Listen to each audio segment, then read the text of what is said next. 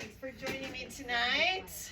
We are on to our next subject. So, real quickly, we want to make sure that we're respecting what an effective group is, so that this is a safe environment where we're going to bring our successes and we're going to talk about our challenges. That we have strategies linked to actual classroom practices, that we will give and receive constructive reflection and see the connection to child outcomes in the work that we do. So speed share really quick. Samantha, you want to share something you're proud of that, or something you tried around friendship skills last month?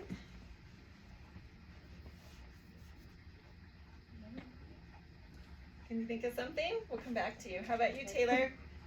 Well, we practiced just doing art all together, and yeah, I think it went really well. All right, Monica, what about you? We also did meals together, Yep. getting more at the table together, and the ones in high chairs facing each other, and then also the, I guess, non-mobiles who were working on sitting together in like bobbies and playing together around each other. Okay. Samantha, did you think of anything? Yes. Okay. Our circle time. Yeah. We're on circle time. Because my friends don't like to sit by each other. So we made that work out. Okay. So you buddied them up with people they don't usually sit by? Yes. Okay. So our agenda tonight is very similar. So we'll have our little opening, and then we're going to talk about our content. We're going to watch a couple videos. We're going to do some reflection, feedback. Then we're going to make a goal about our topic, and then we'll have our closing. So our theme this month is emotional literacy, and I'm super excited because this is one of my, I think, most fun things to work with kids on, and because it's very impactful. So what is emotional literacy? So it's our ability to identify, understand, and respond to emotions in oneself and others in a healthy way. So means we have to identify, understand, and respond. So that kind of sticks in my mind that, it's emotional literacy is more than just feelings. It's identifying a feeling, understanding why that feeling's happening, and then responding to that feeling. So, and what are some of the emotions that you see the children expressing in your classrooms? Frustration. Frustration, yeah, frustrated. Anybody else? Come on, I know you see more than frustrated. Excited. Yeah. Bad. Sad. Yeah, those young toddlers, they can be very sad. All right, do you see emotions in your classroom often? Yeah, the all time. day. And they change from 1 minute to the next. Yes, Second. yes. 5 seconds. 1 minute. Ooh, Not gone. even a minute. Uh-huh. Yeah, yeah. All right, so our objectives tonight is we're going to explore emotional literacy skills, and we're going to identify a practice that you want to try and set a goal in your classroom. We're going to make a plan tonight of what you want to try, just like last month. Then you'll try it out, record it, and then we'll watch the videos and have some reflection time on that. So how do we teach emotional literacy? So we can teach emotional literacy in our large group and our circle time. Can anybody give me an example of maybe teaching large group emotional literacy during circle time? Have you ever done anything with that? I know you have.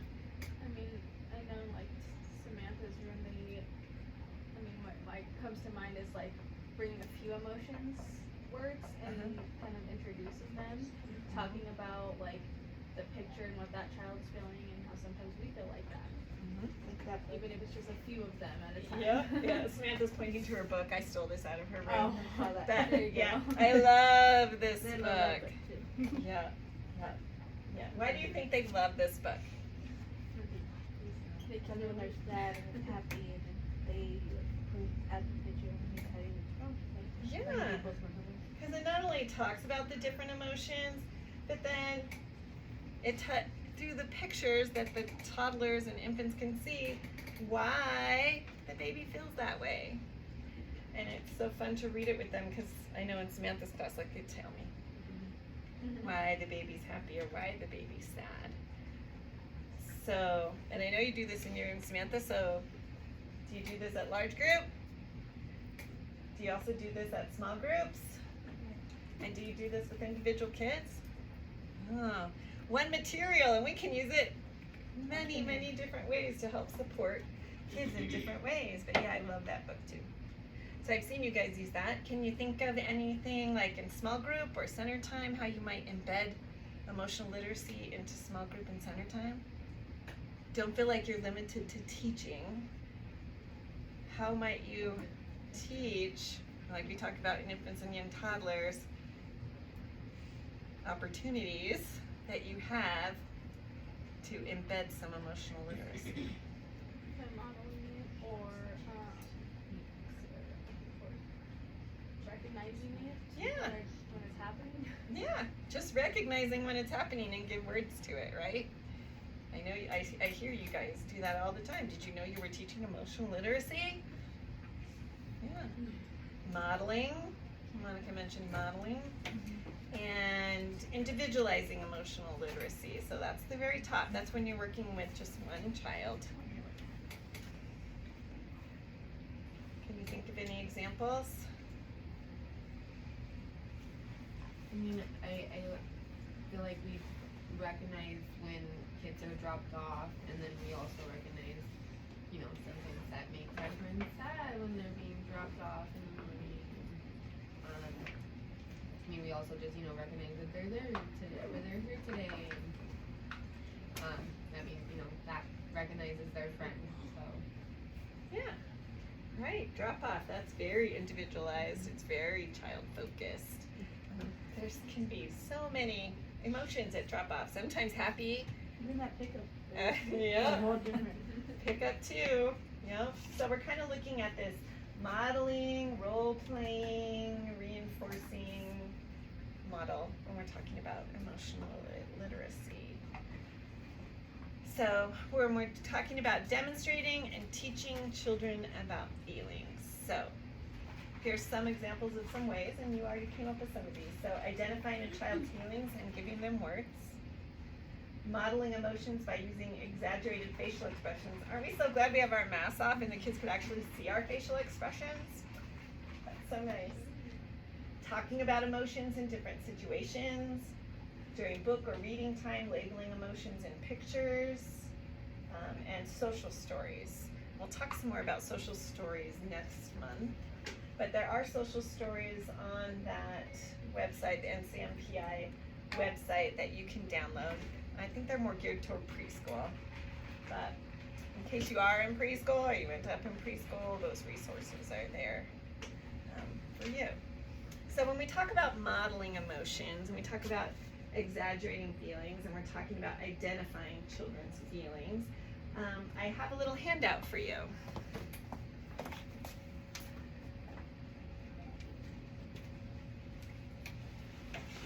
We could just talk a minute about that, and this is 10 things to say instead of stop crying. I know one thing that lots of us are guilty of, including me, is you're okay. How many of you have ever tell a child when they're feeling and having a strong emotion that they're okay? I do it all the time. I try really hard not to. Like, Helpful for Chloe. It's so hard to make sure you're validating those feelings, because do they feel okay? No. Their mommy just left. That is just devastating to them. You know, do they understand the words that mommy's going to be back in 8.5 hours? No. It's a hard concept for an infant to understand. So here's 10 great things to say, and I just love it. It's okay to be sad. This is really hard for you. I'm here with you. Tell me about it. I hear you. That was really scary, sad. I will help you work it out. I'm listening. I hear that you need space. I want to be here for you. I'll stay close so you can find me when you're ready.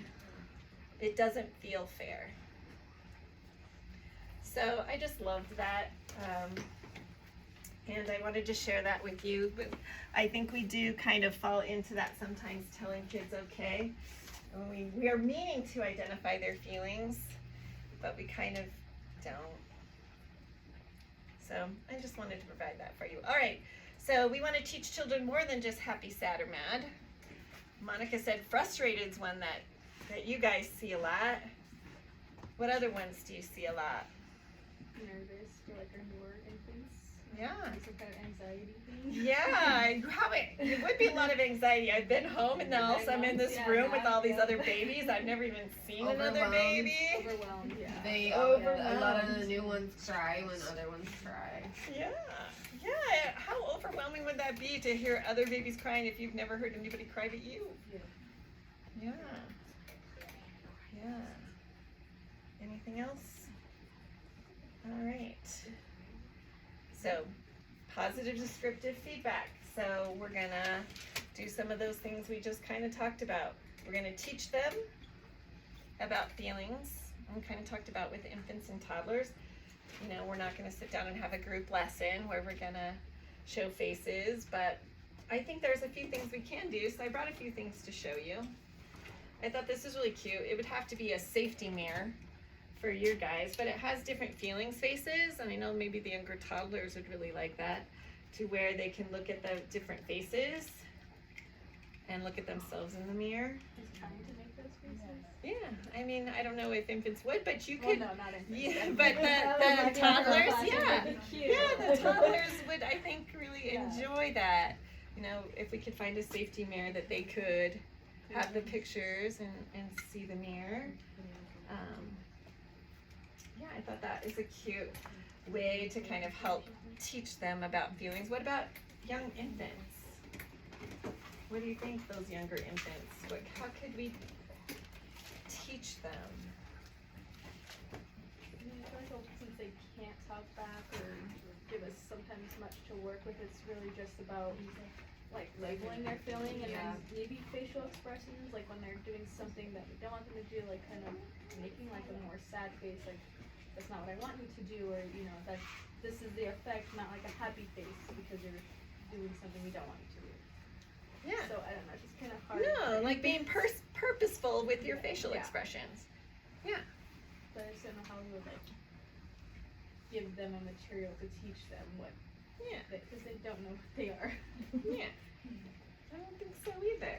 So we would have to play a big part in that, I feel like. Yeah. Yeah. Do you Putting have some names to materials in your emotions. room maybe that have different feelings in it? Books. Yeah.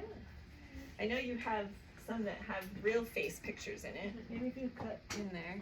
it out like that, you can by your hand. By the mirror, All right. yeah. So definitely there are things that you can do with infants. You have some books maybe. You could put maybe some cards up in your room with different feelings on it for them to look at, different facial expressions. I noticed when I was in your room, they loved the family wall. They're like giving it kisses. And then the other pictures in the room. They like to kind of walk over and look at all the different pictures by the mirror, by the door. Yeah, the pictures of the animals by the window. I think they do kind Sometimes of enjoy they those even visuals. throw the toys off the shelf just so that they can pick at the picture and look Yeah. at Yeah. On the side of the shelves, they're kinda Interesting. off They the want to see the pictures. picture, so move the toy out of the way. I want to see the picture. That's a good observation, Taylor. All right. So how could we support that using positive descriptive feedback? So we talked about those statements like, I see, I hear, I wonder, I like. Like at drop off, like with Wyatt, like I see that you're sad. You know, we can take this blanket that mommy brought us and go sit on the floor with it. Yeah. There you go. Make us feel better. Yeah. There you go. That was great. So Monica said that, when they come and they're dropped off and they're sad, that you could recognize that, say, I feel you're sad, let's get your comfort item and go sit down in the rocking chair and see if that helps you to feel better. Yeah. Their own comfort items. There's a material to use. Yeah. All right. Any other examples of positive descriptive feedback? Because we're telling them, right? It's okay to be sad. It's okay to cry.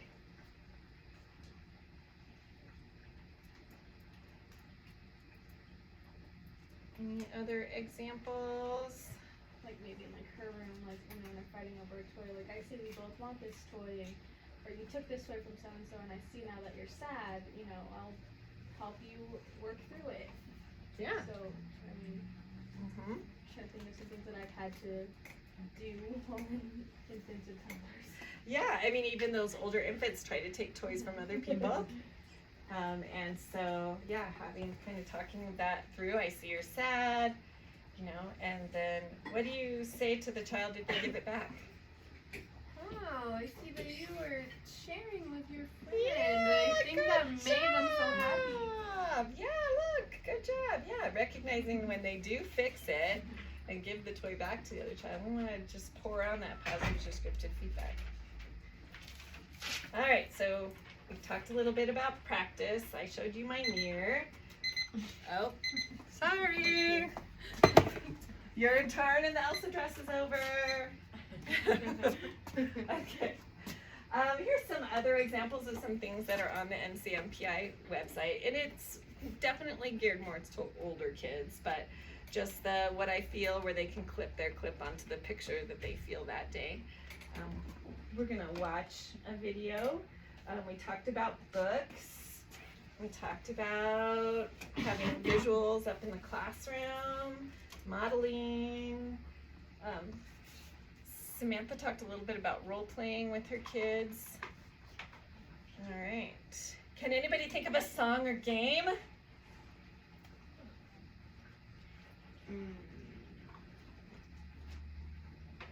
If you're happy and you know happy. If you're sad and you know it, wipe your tears. Yeah. That's a great song to practice those skills, to recognize that when someone's crying, they have tears, we want to wipe them away. All right, so opportunities for children reflect. And I know Monica and I talked about this in her one-on-one coaching about how can we reflect with infants and toddlers who can't remember in 5 minutes what just happened or why. How can we still provide those opportunities to reflect? So Monica, do you want to share with them kind of what we talked about in your coaching? Yes, it was with Jackson, like when he's like hitting a friend, so it's kind of like kind of the whole I see, you know, what you're doing. I wonder if you're trying to play with that friend, and so kind of guiding Jackson on how to do that, and then the reflective part would be like the other child's response. So like playing with Jackson or not playing with Jackson. So kind of what the other child's emotion is, we'll know like with infants if it was successful or not, I guess. Sure. Does the infant, do you think, realize without your assistance that if they pound their head, their friend's head with the rattle, that that's making the friend sad? No. Yeah, I don't think so either. I don't think they can pull those conclusions together. But who could help them? Right? And how do you think you could do that? What do you think that might look like?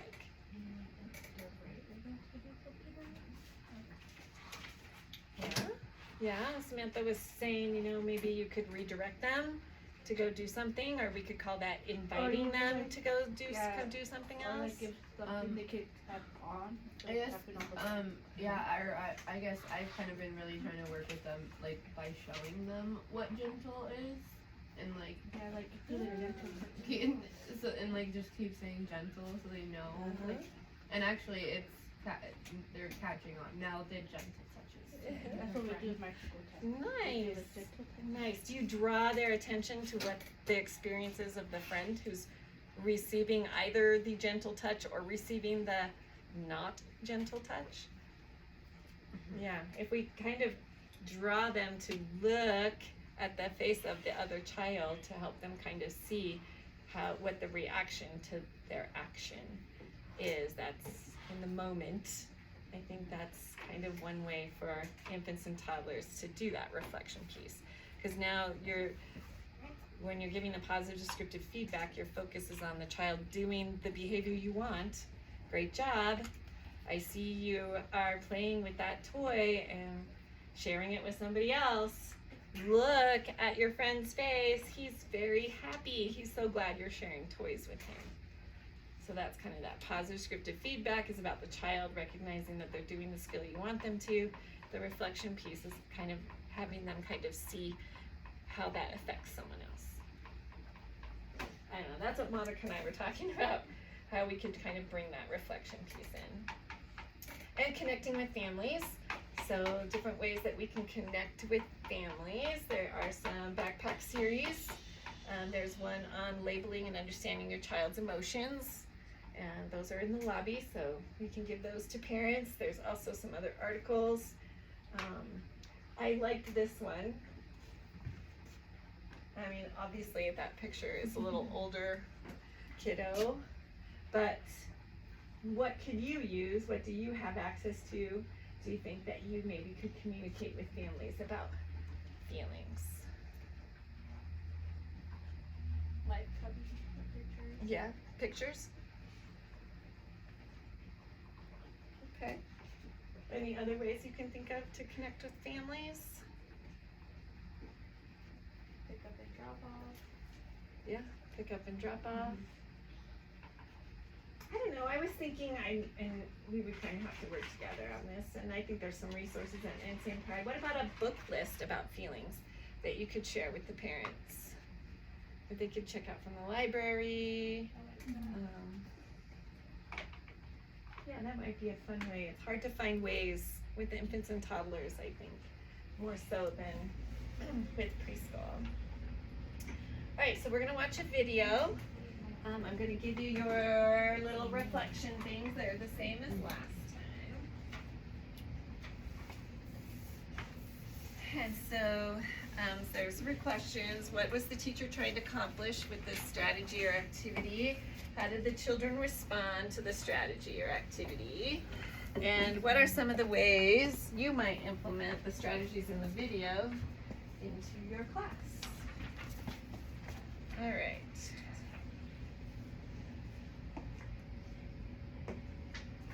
Okay, so I know this is preschool, but I've seen this in the infant toddler. Gabriel, how do you solve the problem?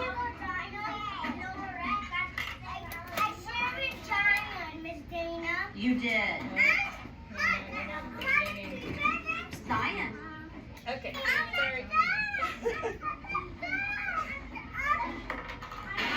Zion and Gabriel, how do you solve the problem? I shared with China and Miss Dana. You did. Zion, look at Gabriel's face. How do you think he feels? Sad. How do you know he feels sad? We have to find a solution.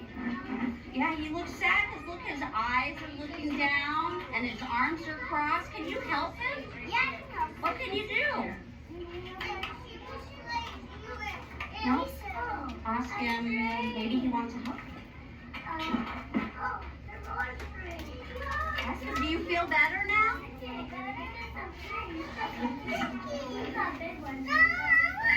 Oh. Is it his turn right now? Is it his turn? Oh, now look at Zion. Zion's so sad. Is there only one cookie in the whole bin of toys? Yes. Ahmad, can you help him find a cookie? That's housekeeping. Okay.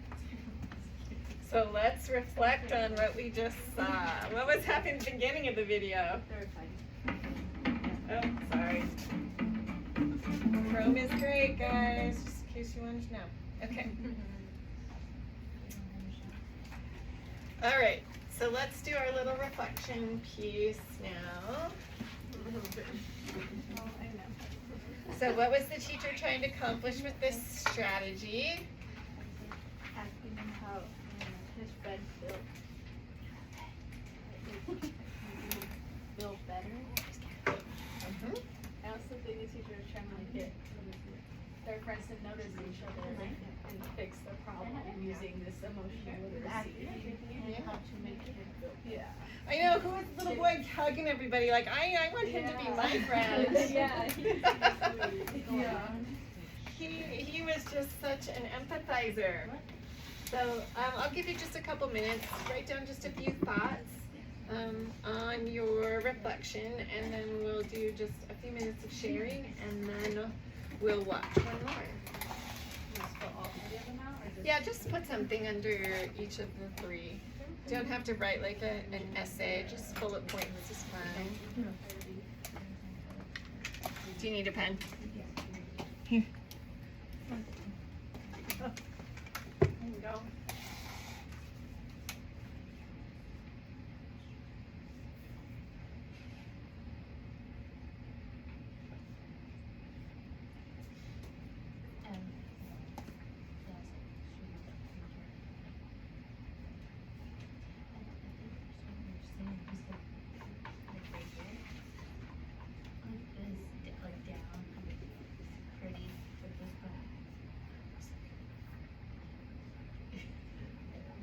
Maybe like one more minute on your reflection.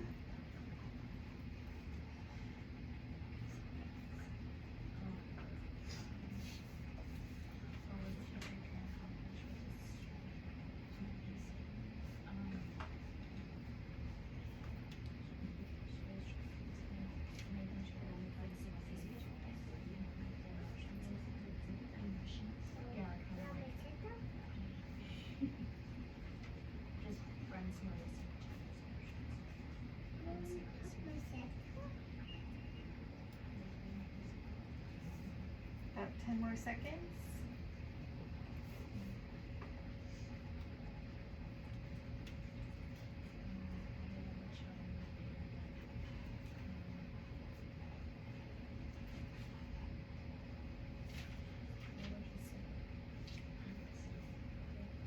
Feeling rushed? Need a few more? Yeah. Okay.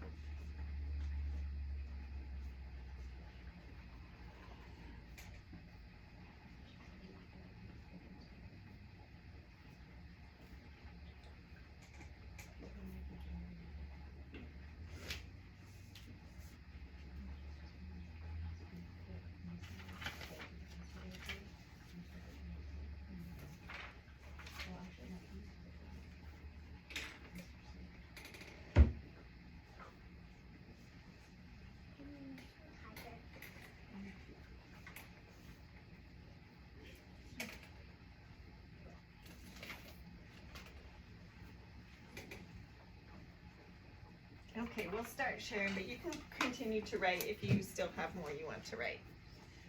Monica, I see that you're all done. Do you want to share with us? For which one? I'll just run through give us the bullet points.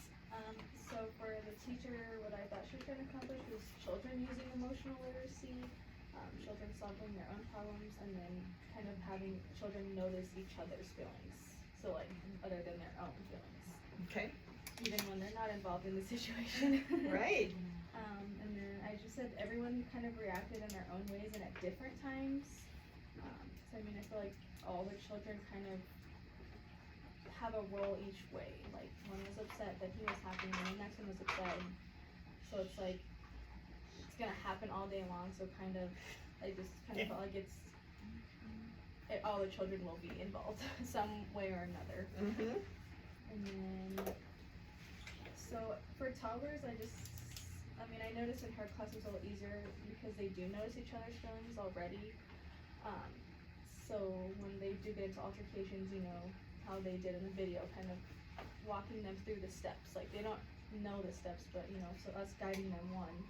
But I just was kind of confused how to do that besides just talking about it with infants. Uh-huh. As far as like when they do get into altercations where their friend steals a toy or they hit a friend with a toy, like talking about it, but Mhm. just like as far as like Talking about it using what kind of words?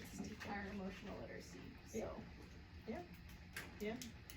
Exactly. One thing I love about Pyramid is like real examples. Like, you know, as soon as that one's doing better, the next one just rolls right in. Like that Yeah. is how the real world works. That's what we love about Pyramid. It's not about the outcome, it's about the attempt.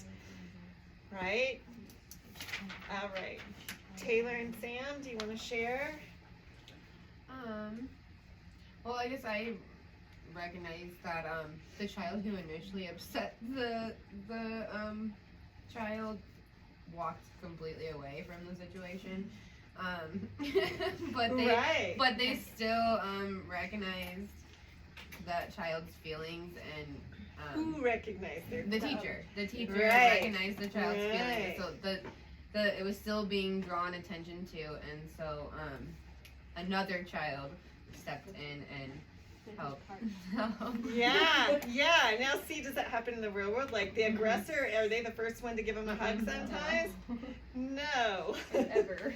But what are you modeling by you giving all the attention to the victim That they can Yes. have and all the attention to And the that their feelings matter. Yeah, yeah. Good pickup, Taylor. Anything else you want to share?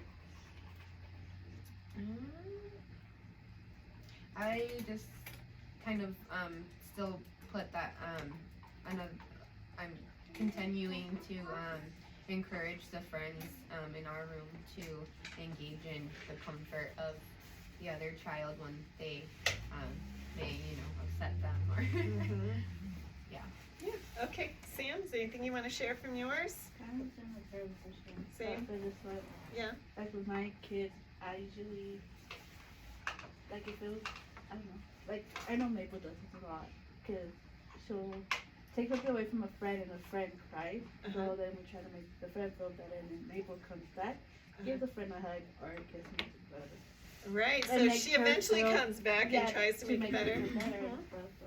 Yeah, yeah, we want to celebrate that attempt, right? Yeah, yeah. Great, okay.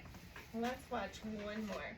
So, this one, somewhere, okay, he's got it in the wrong order. All right, this one's maybe more preschool oriented, but we always want to talk about like where we're going, right? All right, let's see. D-O-N. Put it back to the Can you beginning. tell me how you're feeling this morning? Happy today? Okay, go to Miss Rashida now. I don't know, we have to watch on the screen. Whose name is this? K-A-Y-L-E-E. Haley, how are you feeling this morning? You're mad today? Yeah. All right, so when you feel mad, don't forget to tuck yourself in like a turtle. Whose super name is this?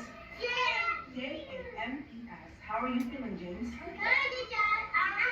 You're happy today? Awesome.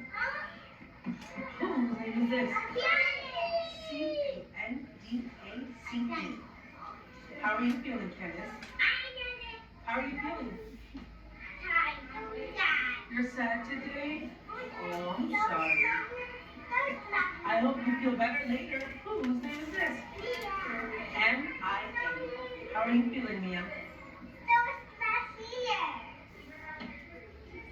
Oh, you're tired? Okay. What happened to that? Whose name is this? W-I-L-L-I-A-N. How are you feeling, Will? You're happy today?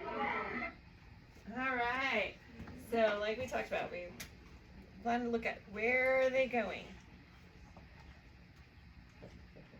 So, why would that be important?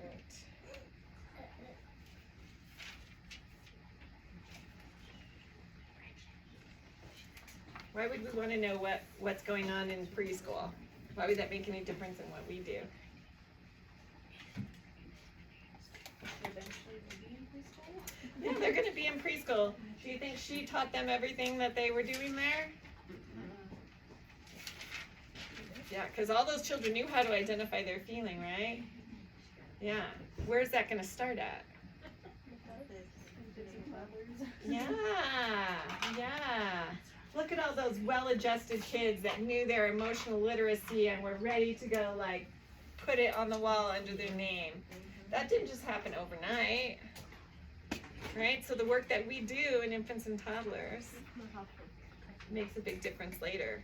So let's, on the flip side, let's think about, what was the teacher trying to accomplish? How did the children react or respond? And here's the really hard question. What are some ways you might implement that strategy in your classroom. 4 brains are better than 1. So I don't have any answers. We're gonna strategize that together. So I'll give you like maybe 3 minutes this time.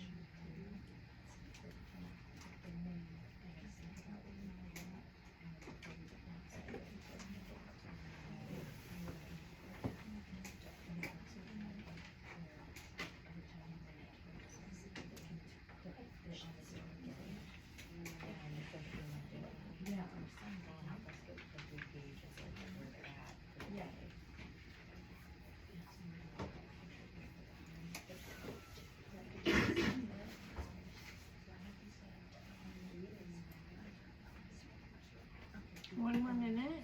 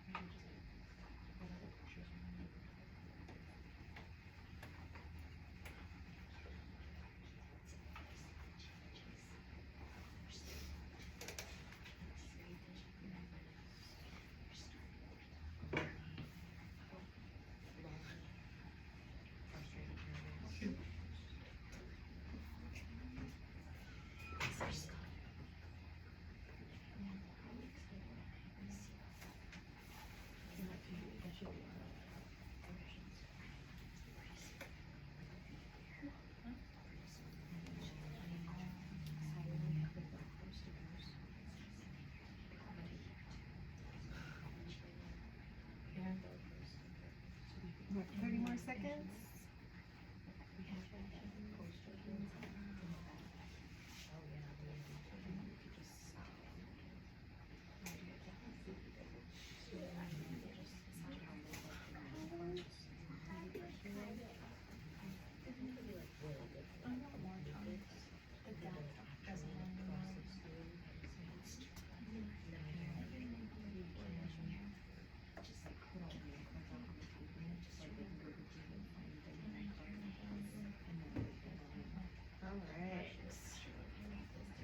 Who would like to share what the teacher was trying to accomplish with this strategy or activity?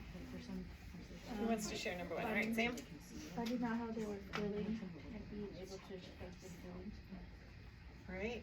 All right, she was able to assess their emotional literacy. They were able to express how they felt that day. And did she just say fine to everybody as they put their thing Just up? like the girl that said she was mad. She's like, what did they had like a turtle for them? Yeah. She's referring to Tucker Turtle. We'll talk about that next month. But yeah, like the girl who was mad, she had a response for the child who was mad. And then the she said, well, I hope your day gets better. better, yeah, to the child that was tired.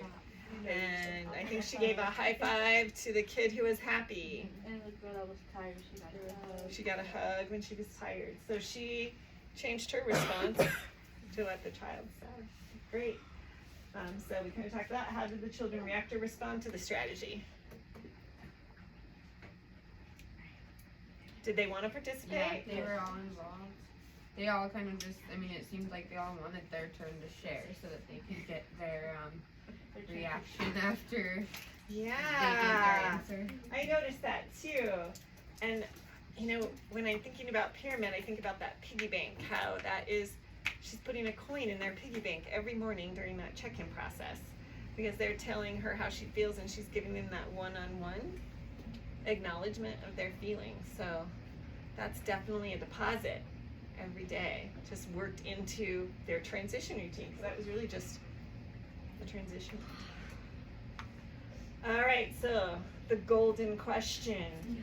What are some ways that you can implement these strategies in this video in your classroom?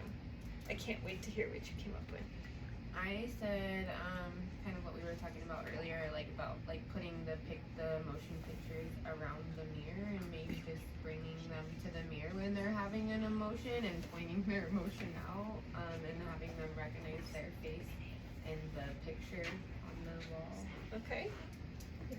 I put being able to give it to sometimes looking out and thinking so they put on the picture or put their name on it. Yeah, if you sat down with this, Sam, on the floor, do you think they'd come and sit with you? Oh yeah.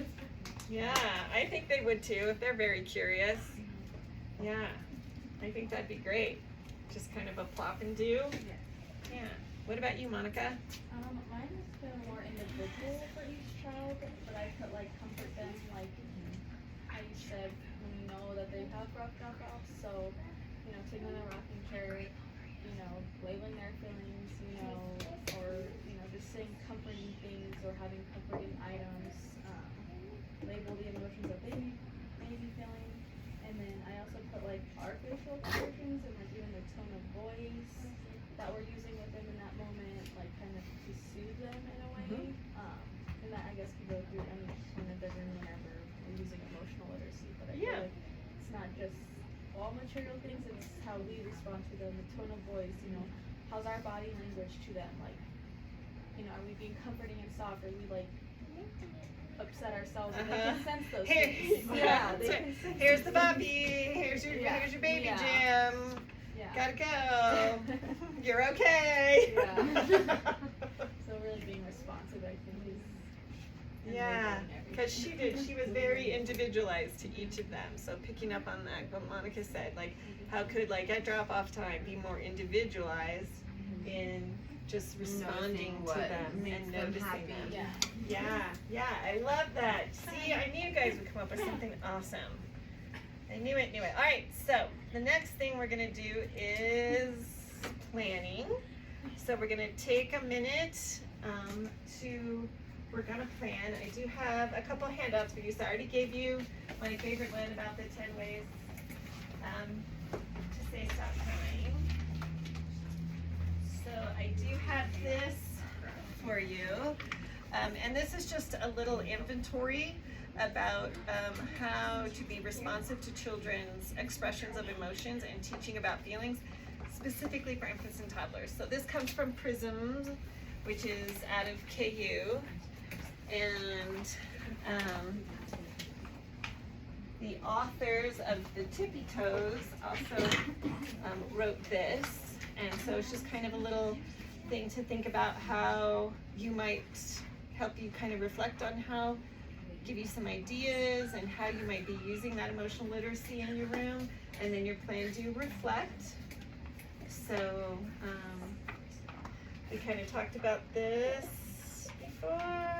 Maybe the plan to reflect isn't on here, but the practice you're going to try, how you're going to try this practice. Are you going to do it within an individual, a small group, or the whole group? And when you're going to practice this activity. So this month I did put out these samples for you, and there's 5 really great samples that have like an individual activity, a small group activity, a large group activity.